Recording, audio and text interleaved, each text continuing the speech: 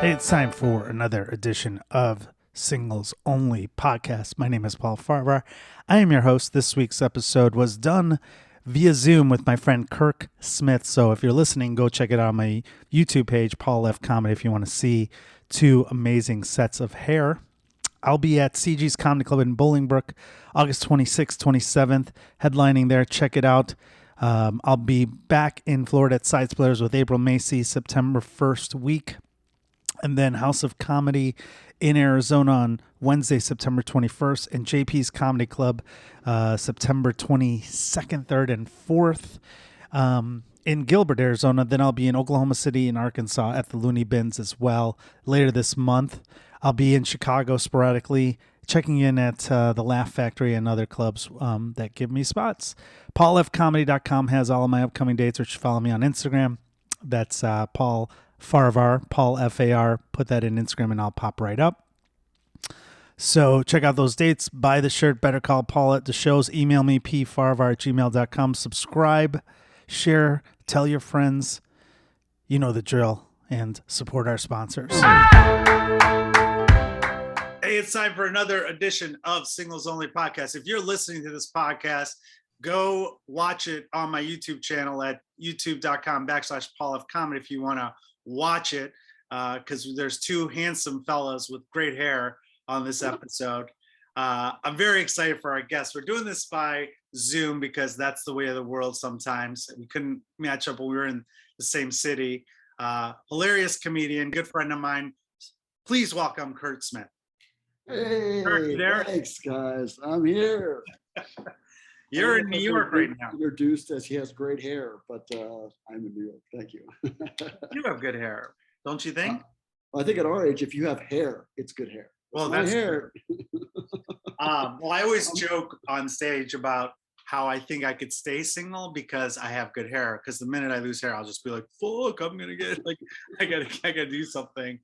But sometimes on stage, I'm a little older than you. I think I'm 48, and I have a joke where I'll talk about being widowed, and sometimes the first time I go, "Oh, I'm widowed," they'll get a and if it's too much, I don't like that because I'm going for jokes, I'm not going for pity. Right. I'll be like, "Relax. I'm tall and I have good hair. It's gonna be fun."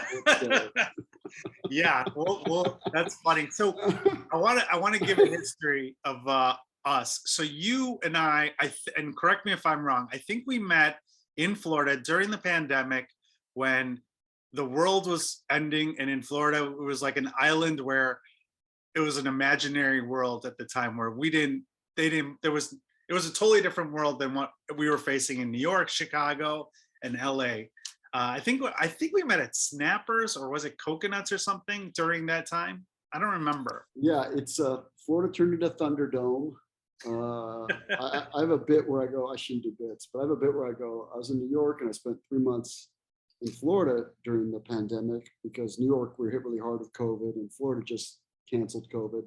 And that gets usually an applause break if I'm in the South. But yeah, they just canceled COVID and everything just went on as normal. I want to say it was at this little theater called Spitfire. Something. Oh, that's right. Oh yeah, we did. It was Spitfire. That's right. That's right. Yeah. Oh, that was with Steve Simone. Simone's one of my buddies. Oh yeah, great. Yeah, that's where it was. I mixed it all up because I know we did. During that time we were all doing each other's shows. I felt like it was just like a world of like, oh cool, I don't have a show. Now I have a show. We just got up, just like other people weren't able to get up, and we were fortunate enough to basically get up the same amount that we were doing before. One of my buddies called it too. He's like, I feel like this is going to thin out quote unquote comedians a lot. And he was right. It really did. Like people that didn't want to do it, they had a great excuse like, I'm done. So yeah. And they got out. Yeah, that's true. It did thin out the herd a little bit, but that was a fun little, like, I always talk about that period of COVID. It was like JF Harris, you, Steve Simone, Steve Byrne was down there for a while. I think some people just stayed there. I mean, Steve's still there. So Steve Simone. So yeah, it was a fun time, but I didn't know at the time that you were single. You're a widow or widower. That's what you say. I don't know. I'm not a very good at grammar. I'm tall enough with hair. But yes, that's true. When did you become? It was about 5 years ago. I was a very religious kid. My parents are preachers, so I grew up very religious, and I went to a Christian school, college, university, and I met a girl and I married her. Yeah, and it was like, Where was this? Where'd you this is grow in up? Bethany, in Santa Cruz. Well, I grew up in Ecuador mostly, Ecuador, El Salvador, and Costa Rica, but majority was in Ecuador. And then I moved to the States to go to college, and I was, I was 18 or whatever, and yeah, I met my wife when she was when I was 19. She was a couple years older than me. She was 18 months older. So she was 21, I think. And then we dated for a few years, and yeah, I got married. I was very young, but I felt like I was in love. I finished college, and I don't know, I loved her. I don't regret it. It was like, I don't know. Well, let me talk about that. So your parents were both preachers in Ecuador and Costa Rica, Yeah, Americans. Americans. Yeah, my name is Just- Kirk Smith. I'm as white as it gets. And I'm like Just, 16 with blue eyes. Yeah. So they were trying to infiltrate the community. Evangelize. Yes, that's Oh, evangelists. Okay, so they were evangelists. So growing up religious, I'm assuming, did you have the talk about the birds and the bees with your parents? Sort of. It was such a different time where it was like there was no internet. Right. I mean, we're about the same age, so yeah, there was no, there was not really TV for us. We had 3 channels all in Spanish, and TV was from the devil. So there's no TV. So you're really limited to what, you watch a few movies, like the movies that make it down, they were like Rocky came down, like if a sports movie, or like Star Wars made it down, but not like, so it was just a different time as far as like learning about sex and girls, and it was just a very, very different time. Were you living in like a house, or were these like were you going into the small villages? Like I picture like villages, poor villages, and then you guys coming in and being like, God's gonna. No, it was like the largest city in Ecuador is called Guayaquil. So it's a concrete jungle, 3 million people. Oh, wow. Okay. It's a big city. I used to ride the bus. I used to get robbed on the bus a lot. I've been about over 6 foot since I was like 12 or 13. So I'm big. Like now I'm so, but back then that was tall. Like now everybody's eating so much meat. I feel like everywhere 6'2" is like whatever. But back then I was like a foot taller than people, and they think you have money. So I got robbed. I don't know. I mean, you're not really at gunpoint. They have this thing where they can make. It's a gun control issue. Maybe we don't talk about gun control, but if you don't have guns, you can make a homemade gun it's called a cartuchazo, with like a single shotgun shell and a pipe, and you basically like push it together, and you'll get a shot off, and unless you made it wrong, and then it blows up and kills both of you. But did you make your own gun, or this is what was? No, this is the people that robbed me all the time. Yeah, okay. I could. Yeah, so that they'd have like the single shot. You like hit the thing, and yeah, but. And you get robbed so many times that towards the end you start to negotiate. I at the time I was wearing like size 12 shoes, and so after the second time I got robbed, they were really hard. It was really hard to find shoes down there, and we weren't rich, so it was a big deal. You have to have them sent down, and sure, they're terrible shoes. It wasn't like it was Adidas, but with 2 Ds or something, Adidas or whatever. And it was like so by the second time I'm like, listen, I'll give you my jeans were a big deal, and by jeans I mean Walmart jeans. This isn't even Levi's. Right. This is like just sure. So they would rob you, and they'd steal all your clothes, including your pants and your shirt, and send you home in your underwear. And by the same time, I'm like, what are you gonna do with these shoes? These don't fit anybody. These are 46s, 47s, whatever. Right. And then they'd look at you and they're like, oh, you can keep that crap. Everything else, I want it all. So it'd send you home in your underwear and your shoes. Jesus Christ, that's crazy.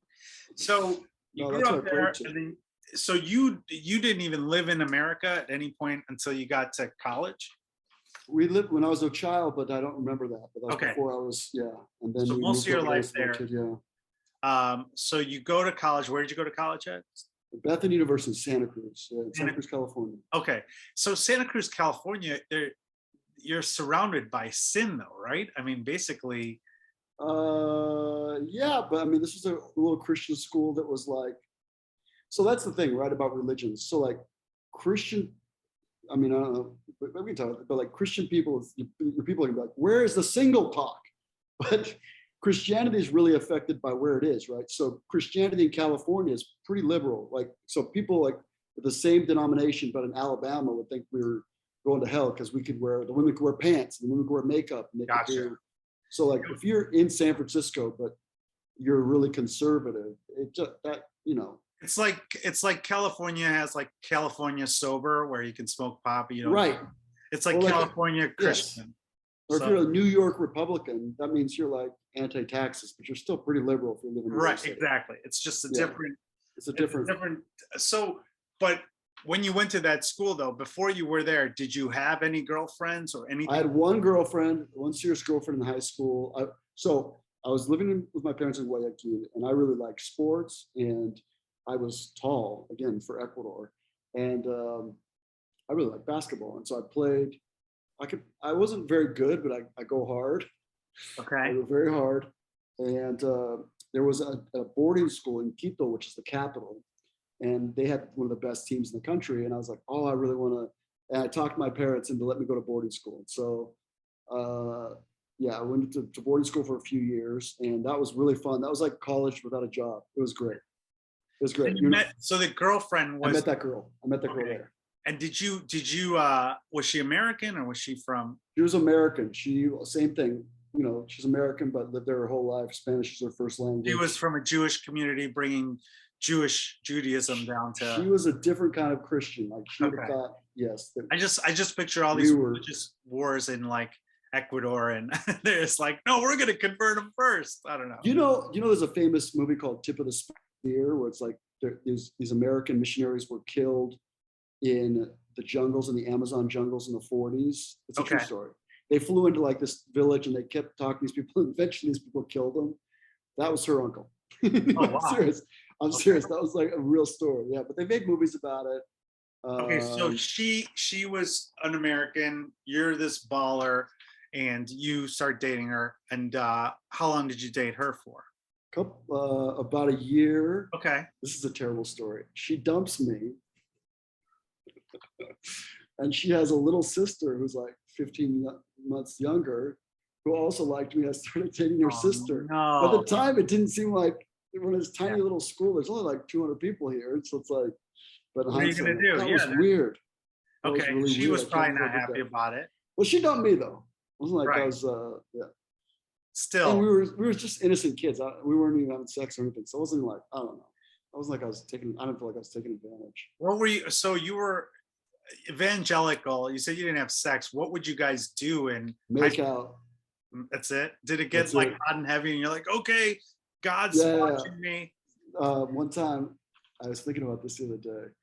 I was in college, just before I met my wife. I was dating this girl. She was a really beautiful girl, French. I don't say her name, but she was like French American, just very voluptuous. And, so like sometimes it's, touch her boobs or whatever. And then I get too much and I'm like, oh, that's it. And I start doing push-ups. She must have thought I was absolutely insane. So that was your move to avoid sin or sexual temptation? Yeah. Really? You do push-ups? Yeah, I could do a couple hundred push-ups. I was a very horny guy. How did you? Okay, so it's hard to maintain an erection when you're doing push-ups. I'll tell you that. Okay, are you doing? When you're in Santa Cruz, you meet your future wife pretty soon. But did you have any other experiences with women other than this French woman or anything like that? Okay, she's a girl. I mean, we were both 19 at the time, 18. Okay, so did you lose your virginity then? My wife, yeah. We waited. Okay. Yeah, you guys waited until you got married, or did you guys? Nope. So how long did you date before you got married? 2.5 years. So you dated for 2.5 years without sex. Yeah. And crazy, right? Nowadays, nobody does that. Well, I'm just saying, were you guys like, what if there wasn't a compatibility issue? What were you going to do then? There was like, I guess you have nothing to compare it to, right? So you're like, honestly, yeah. And she was also a missionary kid. She was half, her mom was Swedish and her dad was Sinhala, which is like Indian or Sri Lankan, but people don't know what that is. It's like close to Indian. And so she'd also grown up the same way. And it was like, she could speak like 5 languages. She was smart. She was funny. I don't know. We had fun. She was quick-witted. I'm pretty quick usually, and she's quick. It's a lot of banter. And I mean, you're both 19, 20, your body's like in great shape. Like, it's like, you know, you go to the hot tub. Right. Yeah. And I used to, like, our first date, I tried to drag her to a hot tub. I was a little perverted kid. You want to go see what you're working with? You're like, absolutely. I'm not going to the swimming pool with you. And by the way, this is the 90s, so it's one piece. It's not like now where every time I thong, you see someone's whole butt. Yeah. So you're gonna wear one piece that completely covers their bottom and their bosoms, but you're like, I want to see what's happening. It's an imagination thing, right? Yeah. We didn't have internet porn either. We had to make. Internet wasn't even developed yet. When I was I mean, you had to be creative. Like, we couldn't get our hands on Playboys. Like, I would masturbate to tennis magazines, just like National Geographic was a thing. Yeah, right. Sears catalog, or like some girl in her underwear, and it wasn't even like crazy underwear, it's just regular underwear. Yeah. So okay, so you guys get married. When do you become a comedian, and how does that all play out? The relationship. I was always pretty fun, like just with my buddies, just, you know, a lot of joking around. We made these, like when we had to do these marketing assignments in college with a buddy of mine, we made these terrible black and white postcards called Two Idiots in Black and White. And it was just like funny scenes of us, but that like paid for like one of my semesters. We did like, that's not a comedian, but we did these like ideas. You know, we borrowed a VCR and filmed these stupid skits, like Kids in the Hall kind of stuff. And how does your wife then appreciate comedy? Does she support you? So my wife so I have a severely disabled son who's now 22. Okay. So my first kid was 24, 25. Geez Louise, I should know this. 24, I think. Okay. And my next kid was 25 when I was 25. And he was severely disabled. And we don't really have any disability in my family. So I'd never even, he has autism, but he also is what we call now cognitively delayed, which we would call retarded when I was a kid. Obviously don't say that now. He's also has epilepsy. He's got a lot going on. So I'd never heard of, it sounds really dumb, but you know, there's no internet, there's no TV. I'd never heard of autism. I'd never heard of. Right. It was different back then. Yeah. Yeah. I don't remember ever even meeting a kid who was cognitively delayed, which we would have called retarded. I met a couple of kids who are Down syndrome. I met, you know, and not that we made fun of her, I just never had even, it just didn't even like, it sounds crazy to say it now, but it didn't. Well, first of all, 30, 40 years ago, they used to put people in homes like immediately. So they're out of public eye. Like you don't see them at the store, you don't see. And so I had a really hard time with it. I just really, you know, I played college basketball and I was an athlete, you know, and for scholarships. So like my thing was, I'm gonna have a son, I'll teach him how to play ball, and I'm gonna teach him this. And then, you know, he's severely disabled intellectually. So like, well, that's not gonna happen. And then she's spending almost all of her time, you know, having a disabled kid is like, that's a lot of work. It's like having like 3 or 4 kids. He was in diapers till he's like 10. It's just not diapers, but like there's accidents and so there's just a lot happening. And so, and then she was, so she was depressed, but honestly, I don't know. I've talked to my buddies about this. If she would have been depressed, even if my kid's not disabled, or if that's like the cause or the effect. Yes. Right. But because most women, if they're bipolar and borderline, that hits them like late 20s, early 30s. And so like when I knew her in early 20s, she wasn't like that. She was fun. And then as she got older, she was like, just, you know, which diagnosis first? I think it was bipolar. Mm-hmm. And so just, you know, the ups and the downs and the sadness and that's a tough one, you know, but again, we were married and this is like the love of my life. And so, yeah, we lasted another probably 10 years. And, but he's a tough love. My son is a tough, it's hard work. Oh, right. So I'm sorry. So I got to the point. So I was always trying to mess with her, joke. There's always jokes and this is funny and this is funny. Just trying to lighten the mood because you get home, he's, for example, pushed all the dishes from the kitchen on the floor, broken every dish we had. Yeah. And so then you know, everything's, you make some joke about it because it's like, what else can you do? What else can you do? I mean, it's most comedians, that's how they process tragedy or pain is through comedy. So you make your little jokes and it'd work a little bit, you know, it wears off, but I always tell people everything wears off. So does Xanax, everything wears off. So does heroin. Like, doesn't matter what you're trying, everything wears off. Oh, comedy work. Yeah, so does heroin, buddy. So we tried these little jokes and I saw Ricky Gervais's The Office, which he's like that dark, cringy kind of the first season. And then I saw Christopher Titus years ago do like his first, like, about his dad, his mom shooting his dad, or his stepdad. I was really dark, and I was just like, oh, it really crystallized something in my mind. Okay, you can really, this is powerful. You can really Yes. touch people, and like, nothing wrong with fart jokes, nothing wrong with sex jokes, but you can really get honest and vulnerable and really touch people, and that really, like, that's what I'm trying to do. That's what I like to do. So my humor bends that direction. I don't know if I'm as good as him yet, but that's what I like. Sometimes you do your fart jokes, whatever, to get into it. Sometimes you're on a cruise ship and you do your, oh, the toilet suction strong, to get into your other stuff that you like. Right. But you have a destination, and that's cool. And I like that about you and your comedy. Statistically, though, like, I was on a cruise ship last week. Every show, somebody come up and go, oh, my son's Down syndrome. Right. Oh, my kids. And so it's like, you feel like, I tell them, you're part of a club a terrible club that you didn't want to belong to. Now you're part of it. I'm a disabled kid. So it's like, but you feel like you're not alone. And it's like, if I can do this, I'm not special. You can do this. I love that. And I do different causes. I raised money for autism for a while from my shirts, and I got to meet a lot of people who are experiencing it. And I don't have a direct connection. My friends have children who have autism and disabilities, so I kind of like 1 in 54 boys. That's insane. Yeah, it's getting bigger. It's crazy. But now I do that with Parkinson's, because my father has Parkinson's, so I raise money, and then it's where I talk about it on stage, and then after the show you get to connect with all the people, and it's just like, oh, this is much better than just dick jokes. Or jokes. I agree. It sounds corny when you talk about it off stage, but it's very powerful. No, I agree. I think it's down, really, up and down. It's like, and it's cool that you get that connection to people. Now, how long have you been doing comedy then?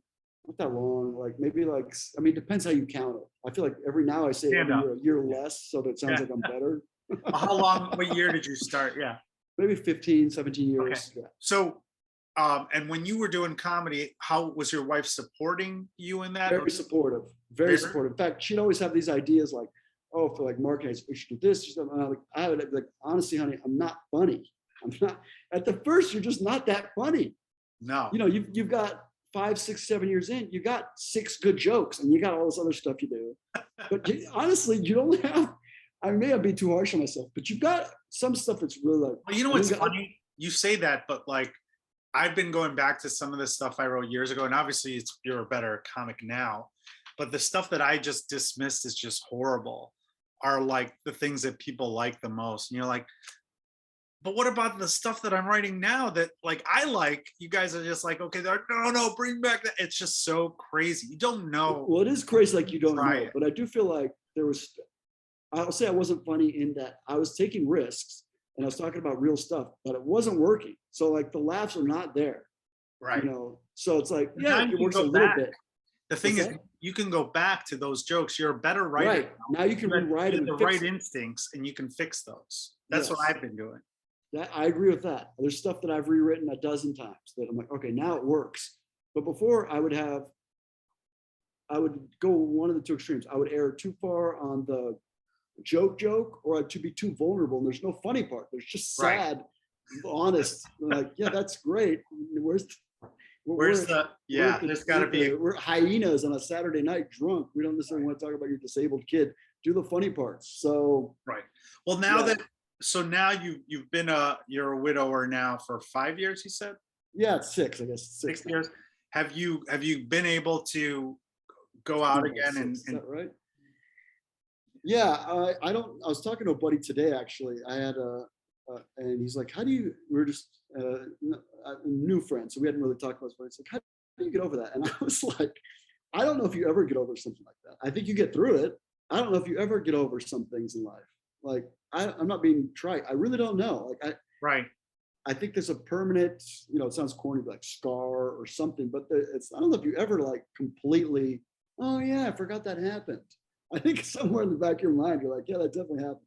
Was it something? What did she pass away suddenly, or was it? She took her own life. She was dealing with depression for a long time. Yeah. And so you didn't see it coming. Well, it was her 6th attempt. So yes and no.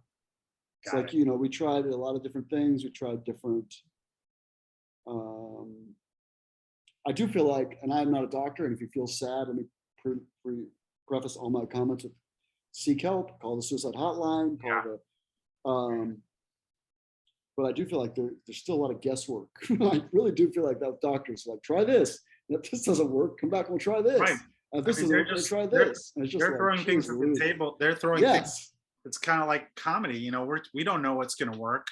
And it's kind of disconcerting. Like you guys are the experts. Yeah. Aren't you a doctor? What do you mean? Try this, if not call me later. What in the world? Yeah, you never know. And then there's medications that could, you know, they combat each other. It's such a crazy thing. Now, have you, and you say it's hard to get over that, but have you been, after a period of mourning, are you giving yourself to other people and trying to meet new people? I try to date. I try to meet new people. Okay.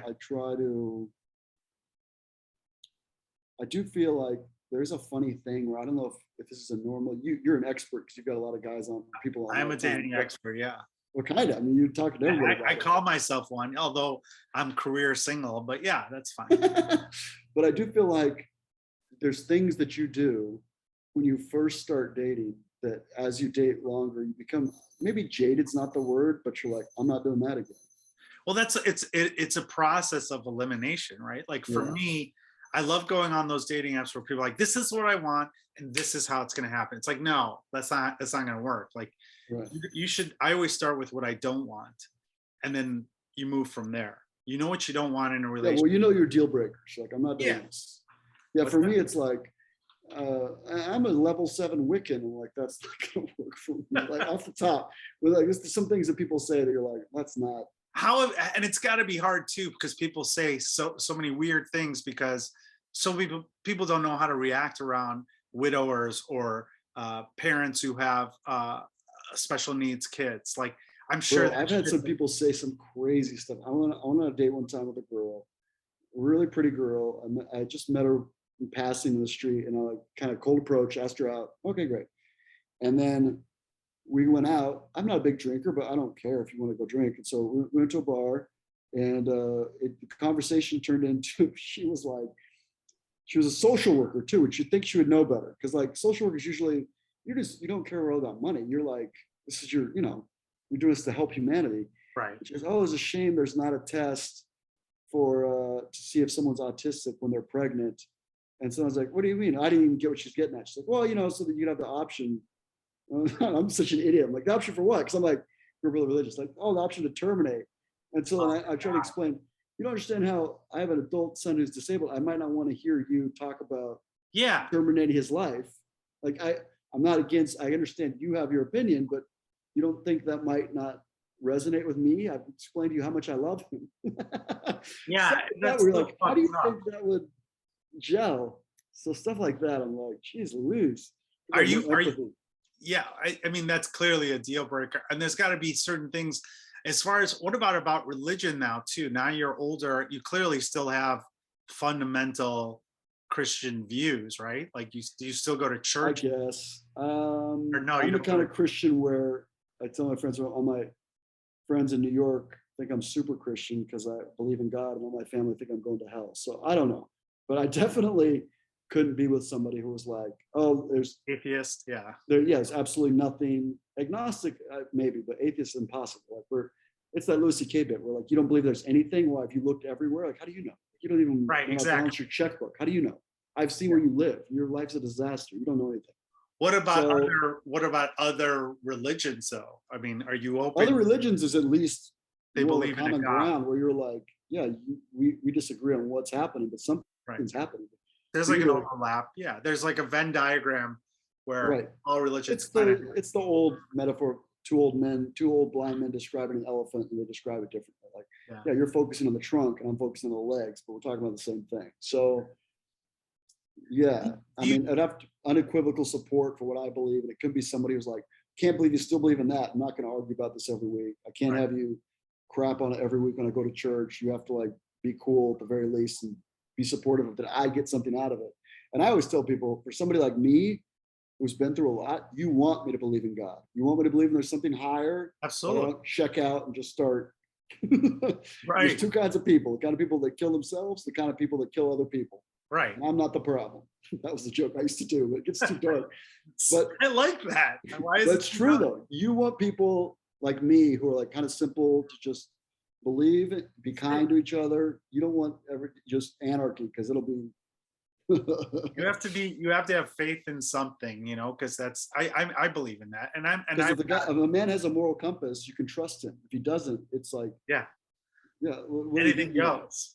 Anything goes. You don't want a bunch of people like me with no moral compass. Yeah. Do you still go to church every week? No, not every week, but I go sometimes. I'm on the road Okay. a lot, honestly.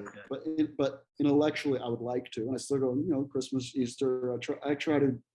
I don't know what I believe, but Christian church. I don't know. I feel like there's more that divides us than unites us. The older I get to, I feel like I'm very comfortable in saying I don't know. I don't know the answer. Do you feel that? And I went to Bible school, and I still don't know. Do you want to get married again? Is that something that you think you want to do? Sometimes. Okay. Sometimes. I hate to talk in jokes, but I have a joke where I go, sometimes I'll get sad and I'm alone, and then I'll see a couple argue, and just it's so much better. Yeah. Warms my heart. Yeah, sure, I may cry alone in my apartment. You see them fighting. You see them fighting on a plane or something, or in line. You're like, just break up. This is I'm not willing to do that. Yeah. I don't want to do that. I'm not gonna. Life's too short. I don't want to have an argument the rest of my life over nothing. And also you kind of were a late bloomer too, in multiple ways, because number one, you lost your virginity later in life. You were with one person alone for a long time. I feel like you have a lot of time. You have to make up for a lot of lost time. Well, I do feel like this. I think Jesus would look at it. What's that? Maybe that's why he wants me to see as many naked women as possible. No, but I do think there's a funny thing where I thought, I'm really good at. I had a really hard awakening. I'm like, I'm really good at relationships or marriage. And then I started dating. I was like, no. I'm pretty good at that one girl. I figured her out kind of. Oh, right. Because I was with her for like 20 years. Like I kind of had figured out. But then you start doing like, no, that doesn't carry over to other people at all. It's like everybody's so different. I feel like you have probably more patience or a tolerance level for things that are not going like right, for lack of a better word, that most guys would be at our age. Yeah, but I think it goes both ways too, right? Because there's things where I see now at my age where I'm not doing that again. Like the bipolar and stuff. That stuff's hard, dude. Absolutely, that's very hard. But also, like if someone does, if someone does something stupid a couple times, you're gonna be over it. Or like if someone's late on a date or a little too drunk. Oh, that's just dad stuff. Yeah, like you're gonna put up with a shit ton more than the average Joe. Yeah, that's part of just being a dad, I think. You're like, you pooped yourself? My son poops himself. So we're gonna have the number 2 and the number 3. That's okay. Yeah, or someone vomits on themselves. You're like, that's fine. I'm wiping another diaper. I've seen way worse today. Yeah. Are you meeting people on the apps or like organically? Or I tried apps. Apps is not for me. Okay. It's whose joke is this? Where it's like shopping at a store. I just love jokes. I know I've said a lot of jokes. I just love jokes. Yeah, it's fine. And this isn't my joke, but it's like Tinder is like looking at CDs at a bargain bin at the gas station. Like at first, like, some good stuff in here, and then eventually, like, I see what's happening. Okay, I see what's here. That sounds rude. It makes me laugh. No, I just meet people in person. The thing about the apps is you meet someone on an app, you talk, and then you meet them, and within 5 minutes, you're like, this is no way. This is nothing. There's nothing here. There's no chemistry. There's nothing. Right. That you can't figure out except for in person. In my experience, I don't know. And I had like a couple bad ones where they just, standard stuff. Where they're trying to milk you for. They're not interested in you. They're interested in, like, they're interested to get, like, for example, they're interested in getting married. They're not interested in marrying you, or they're interested in going to a restaurant. They're not interested in dating with you. Yeah, they want to stuff that men complain about. No, yeah, that stuff doesn't happen as much anymore. But when I first started, I forgot about that. Like that, I did see that a lot more when I was younger, or when I first started the dating apps, where people would be like, they just wanted to try out this new restaurant. And you're like, okay. But wait, do you still take girls out to a restaurant first date or no? I'll do like so I have a weird schedule, as you probably know. I usually go get late night meals. So like I'll get food after a show on a date. Yeah, I'll do that, but I'm not going to go to like a fancy restaurant right You're away. going to a diner though. If you're going late at night, you're going. Yeah, late someplace. night diner or like Yeah. a late night bar that has good food. I'll do that. But also, I also don't want to be stuck in a situation. That's the problem. Sometimes you show up and you're like, and I'm sure they feel the same way. I can't do 2 hours. You ordered and you're like immediately like, this is not going to work. And now you got to wait for your food to come. You're like, geez. Yeah, I had that recently where I thought, I usually do more due diligence up top, but for some reason this one time I didn't, and I was stuck in a situation talking politics to somebody that clearly That's the worst. didn't understand the evils of certain former presidents. So I was trying to explain it legally to her as a lawyer, because I used to be a lawyer, and then she's like, well, I don't know. I don't think that's real. I'm like, well, I don't think the law is real. That's not good. Yeah, like it was just kind of like, I'm like, how did I miss this? Usually I'm really good at like seeing that up top. So I don't know. Wait, hold on 1 second. I think we're gonna get disconnected. We'll reconnect you in a second. I think All right. the thing is, Let's go by too. I can hear that.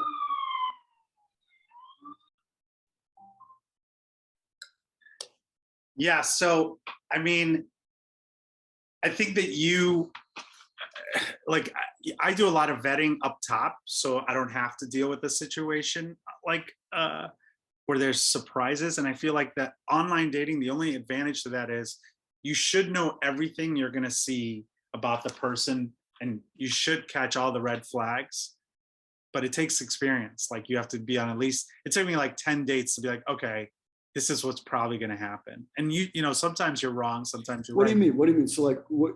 So for example, like on Hinge, you can see all their history, right? There's 80 questions. The more you put out there about yourself, the more you get back.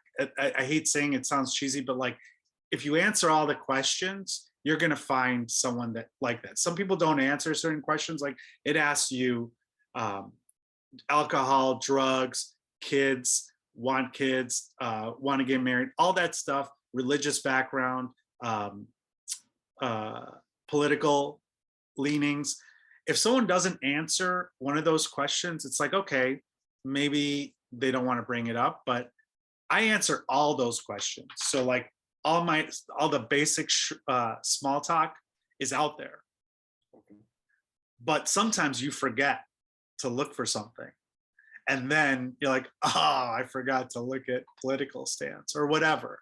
And then you're like, or if someone says they drink, they do drugs and stuff like that, I mean, chances are they're going to be fucked up on the first date, which is, I mean, more power. But as a person that's sober, that's a deal breaker. Yeah, it's good. Yeah, it's like as a person who's sober most of the time, it's kind of a deal breaker. And like sometimes I meet. So for me, if my first date is always going to be probably after a show where I'm sober because I don't drink during the shows, especially. And it's usually late. Maybe I'll have one after, but yeah. Yeah, it's usually late for them. So I'm like, have you been drinking? And they're like, no. And then you show up and they're fucked up. You're like, okay, well, this is why lied in my face. Yeah, it's like I don't care if you drink. I honestly don't. But it's like we got to be on the same level the first time we meet. And so because of our schedules, as a comedians, that's always the downside. But let me ask you this. Do you feel like this is probably, and you're like, yep, you're right. Let's end this podcast. But do you ever feel like, wow, this is a waste of time? 100%. I was on a date recently where most of the time, here, I'll tell you this. Every date that I've gone on where I've vetted them, I have a fun date because I like meeting new people. And I'm like, all right, show up. Obviously, the biggest one is they don't look like their picture. They're like, okay, we're not physically. That's a thing that's happening. 100%. That's the biggest thing, which I don't understand the end goal on that. It's like you think that you talk to someone for a while. You're still going to show up in person eventually. Yeah, it's just a horrible. I always tell people put average pictures of yourself on things, because then when you see them, they're like, oh, you look better in person. You've already got a first impression, and it's already nailing it. But like people put like these great pictures, like they hire a photographer to take a picture, and it's like. I always jokingly say, I did try the apps. I think I've been out for a few years now, but those 5 pictures of that girl, those are her best 5 pictures she's ever taken. Yeah. in her life. Right. Those are her best 5 pictures. It's her, but those are her best pictures she's ever taken. I don't know. It's, she just got back from Bali and she had dysentery for a month. So she lost some weight. This one, her makeup's insane. It was for a wedding. This other one, it's the magic hour in New York City, and there's the best day of her life. It's like, those are the 5 best pictures. So.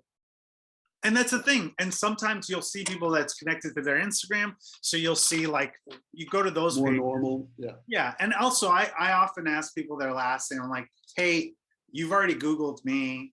And they're like, no, I didn't. I'm like, I don't care if you do, but all my information is out there. If you watch one of my comedy clips, I'm an open book, I don't know anything about you yet. So like, I need to be able to do some due diligence.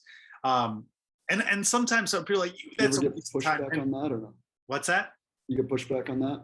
Yeah, I do. And I'm like, well, then, good luck.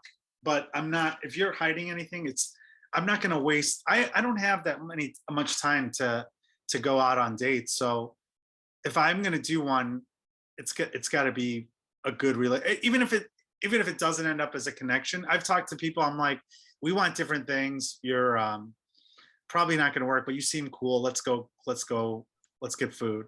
And I end up being friends with them, and nothing happens, but I'm glad I met that person. Or in some situations, I've gotten business connections from things. Like one person is like was doing PR. She did PR for me early on when I started comedy. So I was like, oh, this is a plus. It's a win-win for everybody. But because she wanted to get into comedy PR stuff. So, but yeah, I didn't do my due diligence a couple of times. I'm like, you know what? The pictures look good. I'll just deal with it. And I was like, the minute I fucking did that, I was like, oh, this was such a mistake. And then it's like, but then you know what? In my head, I'm like, well, at least it's comedy. It's a joke. I can turn it into something, because I haven't had one of those in a while. But I'm like, I don't have the patience of a Kirk Smith to put up with stuff. So the minute I saw an opportunity, I'm like, we should get out of here. It's getting late. So, but yeah, you got to do, especially, you're too nice. Like you got to put your. No, I'm not doing that. I'm good. You gotta just do your due diligence, because your time is more valuable for you too. Because Well, that's the older I get. I feel like when I was younger, I was like, oh, and sometimes the women would be like, oh, I have a limited amount of time, but I feel like I have limited time. You have way limited time, dude. Yeah, not to have kids, but to work, and I have other stuff going on. I need time for my son. I need time for. Yeah, right. I feel. Yeah. So that's the thing, and that's the thing people need to know about you. And I think that when you set that groundwork, there's some people that are like, if you don't respond for a day, they're like, oh, I thought you ghosted me. It's like, no, I have like 80 fucking things going on. The only time I have time to check this is like when I'm in the bathroom or when I'm right about to go on stage. Like that's my calm area, is like to stay out of my head. I just go on the apps right before, when you're sitting on the side at laughing. Right, about to go, try not to think about your jokes. Yeah. Yeah, I don't want to think about it. Or like the host is talking for 5 minutes, which happened recently. I'm like, okay, well, I'm just going to go on this thing until I hear my name. So, so you renamed the apps Two-Ply. I like that. Yeah, toilet paper apps. I mean, isn't it funny though? Like I feel like anyone sees when I contact them, it's usually like the first bowel movement and like 7:45. Oh God. Like whatever the show, if I'm closing out a show, like if they go back and look at when I'm talking, let's say Becky, you're like, oh, that's the night I headlined. I messaged you at 8:47, and then this other time I was the first on this. It's like those are the What do you feel about this? I feel like people like to glamorize performers' life or stand-ups or whatever. Do you feel like, people who aren't in the business, do you feel like it's easier to meet women at shows, after shows, or what do you think? Not for me. I think it was when I was younger, but I've aged myself out, and I also self-deprecate enough where most people don't want to talk to me after a show. I mean, I talk about almost herpes on stage, so I don't. When I'm gonna you run. You're the only guys that has herpes. Although I had a joke. Almost herpes. I didn't have herpes. I remember the joke. Okay. This was one of my first jokes I ever wrote, and this kind of pushed me down. One of the first jokes I ever wrote that worked.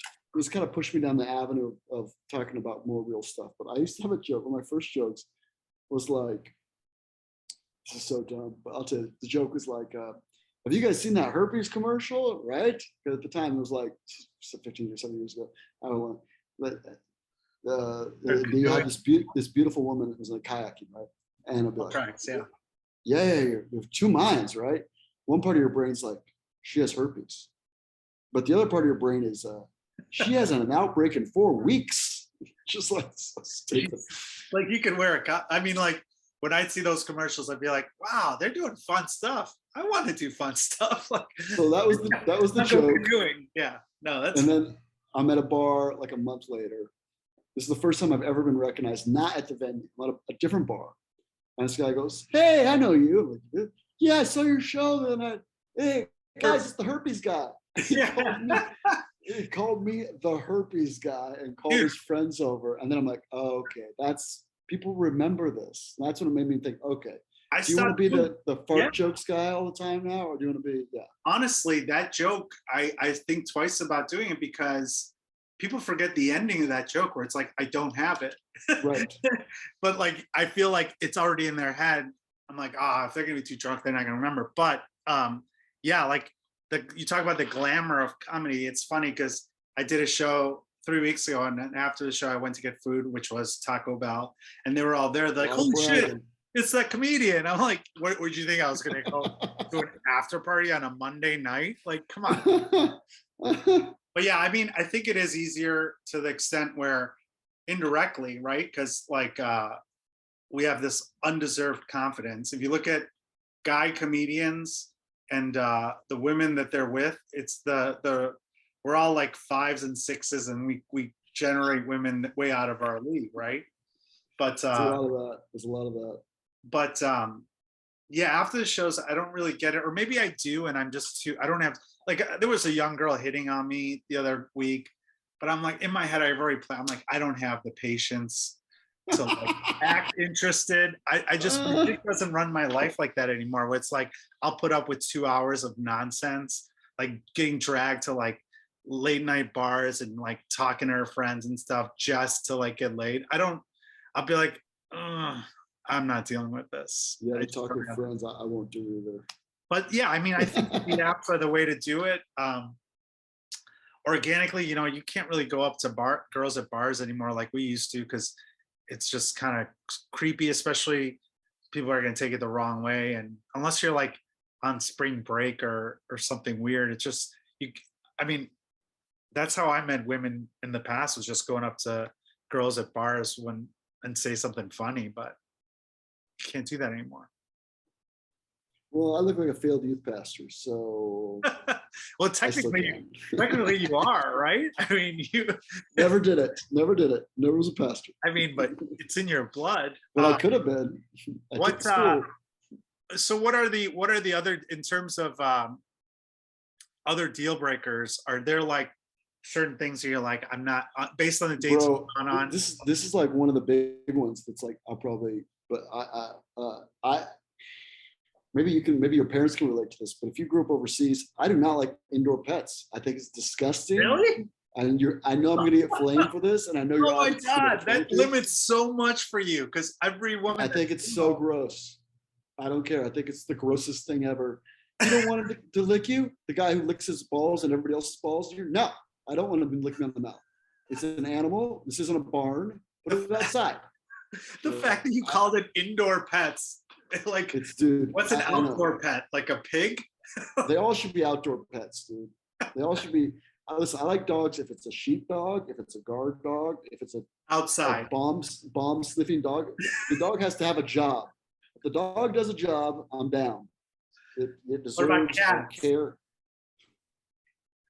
There's a new study that shows that cats are an invasive species that are responsible for the elimination of so many birds. That they've extincted so many different kinds of birds because people keep bringing cats to kill the mice, and the cats hunt the birds. Okay.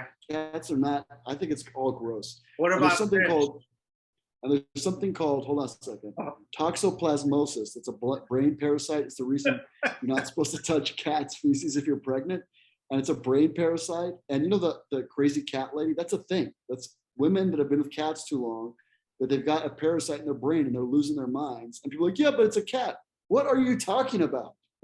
Yeah. I think it's collective psychosis. I don't know, as a society in New York City, the street is covered with dog piss and half wiped up dog poop. And people are like, yeah, but it's my dog. I don't care. If I turned around and took a dump and wiped up most of it, you'd be like, there's still poop on the floor. Right. I don't know. I think it's insane. I mean, it's a good argument. I'm a germaphobe, but you take it to a new level. I like that. I think it's absolutely insane. And you've eliminated 79% of your possible connections right now. I mean, unless they're under 35, probably 90%. Like the young people, they all have cats and dogs. Yeah. I'm not what about like fish or birds that are in cages? Is that still? Birds smell I feel like that's even worse. Yes. And most parrots live to be 70 years old. And you have a bird for 7 years and then what? Yeah. Now, there's a roaming group of Andean, because I grew up in Ecuador, so we have these green parrots, and there's a huge flock of New York City that they've released out to the wild. And it's kind of cool because it's New York, and there's a huge flock of them. You can look this up. And they come around, and when I used to live in the Bronx, they would nest in this tree outside because parrots are very smart and resilient, and the cold doesn't kill them. They adapt. They figured out homes. Yeah. And so people don't think through these ideas, I don't think. Fish is fine. I like saltwater fish. I like dogs if it's outside. I would do a dog if you had like a part of the house, like a room. Okay, the dog's in the living room and but where you make the food and where you sleep. You've never had a pet at all? Like even at any point? We always had outside dogs. Outside. I don't know. I know the minority of people think I'm crazy. No, I mean it's definitely. I like that we found a trigger point. This is a good. It's a hard no for me, especially cats. I think it's disgusting. I mean, I know I'm in the minority, and I know you're going to get emails like that guy's a jerk. He doesn't like my. Nah, I don't like it. No. I like that. I like that. It's going to be an easy way to put the brief summary of of every guest I put. It's like I'll just put indoor pets and agnostic or atheist, and I think it's going to be it summarizes what we learned about. Nice guy Kirk Smith hates your dog. Yeah, that's what it'll be. That's what it's going to be. Find out why he hates your dog. No, I just think it's like I don't understand like it's a pass. It's poop, and I don't get it. Whatever. Well, here's the thing. Even with you hating 7 or 80% of the population of single women over 30, and be it what it was, you're still over 6 feet tall and you have good hair. So I feel like some people are gonna still overlook it. If they put me and you next to each other and they're like, well, he's still 6'5". Like, yeah, but he hates your animal. Yeah, but you have to understand where he came from. He's from the third world. Nippy's gonna have to just die on this one. They're gonna let go of their dog. I will say this though, dude. Are your parents immigrants? I can't remember. Yeah, they're immigrants. Both from Iran. Yeah. So every comedian's immigrant parents I talk to totally get where I'm coming from, and they most will agree. We had a dog, but it was an outdoor dog. But eventually it became an indoor dog. But initially the goal was that it was going to stay out most of the time. But then once in a while it's okay. No, it became. All my brothers have a dog. All my sisters have a dog. Thing. But I just think it's, and that's another thing. My life is super complicated. I've traveled all the time. I've got 2 kids. One's disabled, and now I have to plan my life around the babysitting of a dog. The hell out of here. Are you serious? Right. I would like to take the gig, but nobody can watch my dog. Come on. I used to have this bit where I'd go, I do the autism stuff, and then I dated this girl. She had 2 dogs and a cat, and usually people go, oh, and I'm like, gross. I was like, is your house just covered in poop? And then she's like, you have 2 kids. I'm like, yeah, I have 2 kids, and one's autistic, but only one of them craps on the floor. And it's my neurotypical daughter, and she's gonna be fine. I comply. It's my daughter getting drunk. So stupid. That's good. Where could first of all, we're gonna have to have you back on because this one already went overtime, but I feel like sorry. I feel bad I took your time. I know you have to get back to to Hating on destroy- dogs on forums. to writing hate mail to PETA. I know I cut into People's your dogs. Don't you love dogs? Yes, dogs are delicious. Cook me a dog, I'll eat it. oh my god. I honestly don't understand why people think. I really don't get it. It's one of the things I really don't get. Someday we'll look back. You know, in New York City, there used to be 17 million pounds of horse poop on the street before they had cars. And that was just like normal. That's how it is, because you have to have horses. That's how it's going to be these dogs. They'd be like, you know, the streets of New York were covered in dog piss. There was an average 6 dogs per building, and everybody just took them out the street and they pissed wherever they wanted. What I don't understand, but why it won't happen in New York, which I still don't understand to this day. And I was just in New York a couple weeks ago or a month ago. Like, you guys still put your garbage out in the front of the streets, like Chicago, we have alleys. Like, you guys need to alleys for the garbage collection. I agree. It's such a fucking. It just makes the city smell, especially in the Don't summer. even get me started on the rats, dude. The rats. Well, we have a rat problem too, but I know, but there's nothing you outdoor can do to rats. control this. Yeah. Outdoor rats. Kurt, where can people find out more about you and your upcoming shows? If you're interested in autism, we have the #1 autism podcast. It's called Autastic. It's me and a very funny comedian named Graham Kay, who has an autistic brother. I have an autistic son. We've had everybody. It's from Temple Grandin, who's a famous celebrity with autism, to we have different, scientists on. The Mayo Clinic has been on. It's just funny and encouraging, short little episodes. I've written several books, short stories, not about dogs. One's called I Hate Dogs. I'm joking. One's called Rice Krispies with Ketchup. It's about my severely disabled son and traveling. And I wrote another book called Moving. That's, I think, my best work. It's available on Amazon, everywhere. And please add me on Instagram, Facebook, Twitter, Kirk Smith Comedy. I would love to come to your town and do jokes. And I will not talk about dogs, because I could talk about my wife dying and my son being disabled. People are fine. I bring up how much I hate cats and dogs. People lose their minds. That's true. That's true. There's more. You definitely, you've got a point. Isn't that crazy though?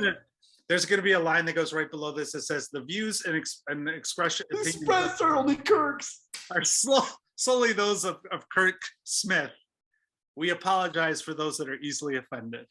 We love dogs and cats. We hand out free. We've handed out free cat food at the Chase Bank. I was at the Chase Bank. They're giving out dog treats. I'm like, what are we doing? Why don't we get treats? My money's going to. Yeah, we're the lollipops dogs. Come on. All right. I'm broken inside. Thanks for joining the podcast. And thank you all for listening to and watching another edition of Singles Only Podcast. Okay, I know it's all fun and games. My Better Call Paul spiels on stage, or my shirts that say Better Call Paul. Donating a lot of the money for charity, by the way. PaulFcomedy.com. You can get your shirt, as always. But here's the thing. If you actually need a lawyer, you have to get professional help. So if you're injured on the job, you don't know what kind of compensation you're entitled to, or you're injured in a car accident. Don't handle something on your own, and don't call some random person that you see in commercials on daytime TV. Call someone that really knows what they're doing. Someone that's helped workers who were injured for over 20 years in Chicago and beyond. My good friend, attorney Scott Shapiro. He is your man. Give him a call. Here's the thing. He also handles entertainment law, whether you're a comedian, a musician, a podcaster, a wrestler, an actor, anything. He's handled all these things for 20 years here in Chicago. He is your guy. Give him a call, 312-627-1650, or email him at scott@scottshapirolegal.com. All consultations initially free of charge. Your first consultation is free. You have nothing to lose. Don't take any chances. Call my friend Scott Shapiro, 312-627-1650, scott@scottshapirolegal.com. Tell him I sent you. You're welcome.